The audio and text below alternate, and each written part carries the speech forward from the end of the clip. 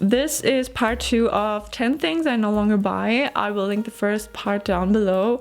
If you're aiming to save some money and to save some time and to also simplify your life, keep watching and I'll get right into it. So the first thing I no longer buy is appliances or devices. Well, of course, if something was completely broken, I'd purchase a new, but I already fixed my dishwasher several times, also my water filter, just by replacing only the broken parts. It's actually not that difficult. There are so many instructions online that you can just follow, even if you have no idea how to do it like me.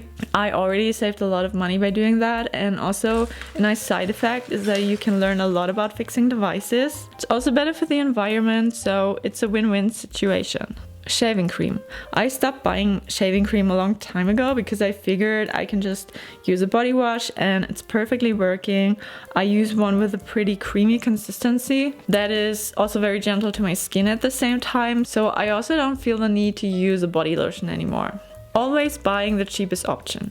If we want to save money, we tend to always buy the cheapest option that we can get, whereas buying something that is a bit more expensive but has a better quality in long term or has other advantages would be more considered. On the other hand, in a lot of cases, you can just go for the most inexpensive option and get the exact same results and save a lot of money. So in order to decide, I always ask myself 2 questions. 1, how's the quality?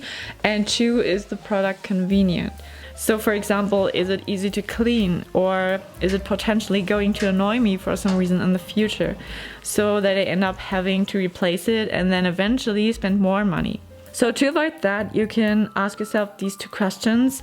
That will probably save you a lot of money over the time. Perfume. I don't like fragrances anymore at all. I stopped buying perfume like over 10 years ago probably. I started to feel nauseous from these artificial scents, and I also noticed that I got more sensitive for natural scents now that I don't use any perfume anymore, which I like. I think it's also way more healthy at the same time, and I think that probably goes for everyone who's high sensitive. I've developed such a good sense of smell right now that I can really tell if something is unhealthy just by smelling it, whether it's body wash, detergent, or any kind of product really.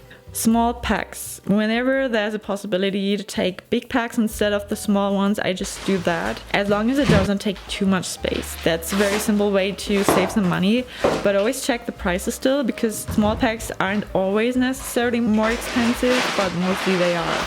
Clothes shopping in the store. When it comes to clothes, I notice that I can never really decide whether I like a piece or not when I'm in the store trying something on, because it's just kind of stressful to me. And then mostly I end up buying something that I don't like anymore when I'm home, regretting the purchase. So if I want to buy clothes, I'm mostly ordering online so I can try it on in peace at home and I don't have to rush it. So that helps me to only buy pieces that I really like and to avoid bad purchases. Drinks. I barely ever spend money on soda, pop, anything like that. All I drink is water and tea and diluted juice sometimes.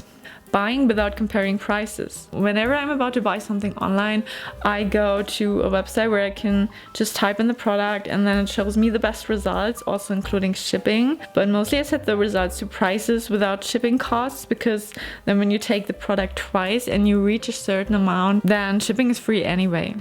Instantly replacing ragged clothes, towels, and bedding. I used to throw everything away instead of just fixing it, and then eventually I was thinking this is such a waste of money in long term. And I watched a YouTube video about how to fix clothes. It turned out it's actually really easy. I don't know why I didn't do it earlier, and that really goes for anything. I always just try to fix products before throwing them away.